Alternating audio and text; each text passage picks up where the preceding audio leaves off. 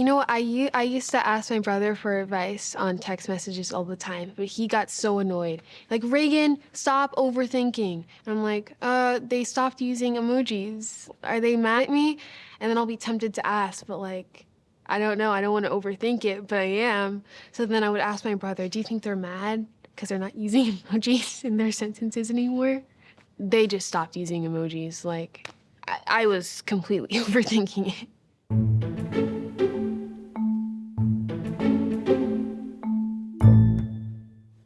Okay, we're gonna get a little existential here and talk about thinking. Our thoughts are completely imaginary, but also very real. And at any time in your life, your thoughts can be negative. And those negative thoughts tend to set in during middle and high school. And we've all been there. Sometimes I think everything's gonna be all bad. I only have negative thoughts. I think a lot about my relationship to other people. What if no colleges accept me, you know? Am I gonna mess up? Oh my God, you mess that up. Like, look at you go again. Am I actually a certain way and I'm just perceiving myself wrong? What if, like, I tore my ACL and I never could dance again? What if someone else worked harder for this but didn't get it?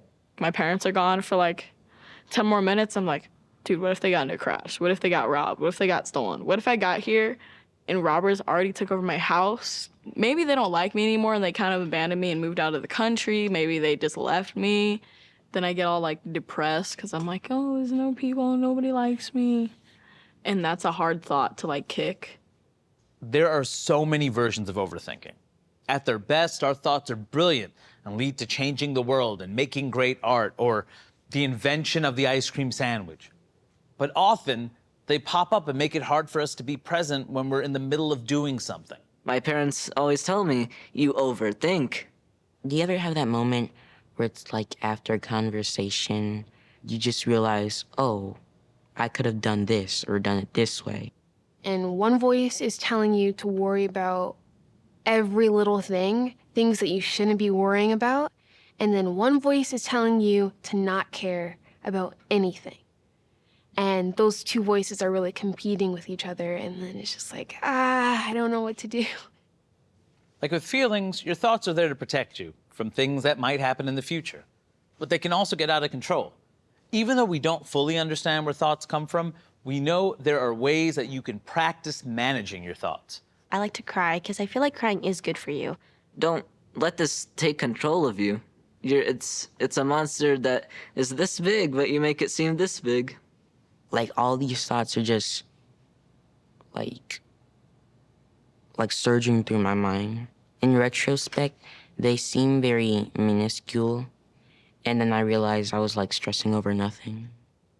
So, when it comes to our own thoughts, there are three important things to remember. They're not always facts, they are temporary, and you can change them. Be on the lookout for classic negative thought patterns that everyone experiences, like taking things personally or thinking in worst-case scenarios. I definitely overthink what I eat, you know, what's too much, what's too little, when I should just eat until I feel satisfied and then not, like, you know, worry about that too much. Self-love is so hard because it's like, well, they love themselves, so like, why can't I love myself? Like, I don't get it. And it's like, okay, yeah, but I think I should like myself before I like move all the way to love. I definitely used to not be good at changing my thoughts. I just have to reassure myself and, you know, go to my close friends and be like, hey, I'm having this thought. Please help me out.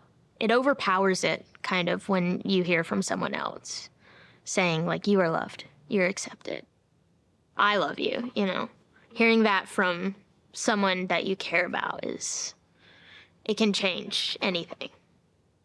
So if you ever find yourself falling into a thinking trap or getting lost in your own thoughts, the first step is always to notice the thoughts you're thinking.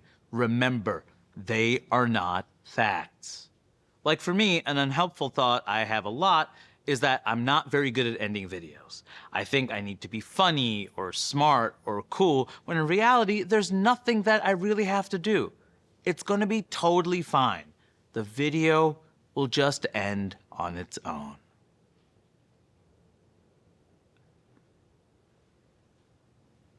Does it end?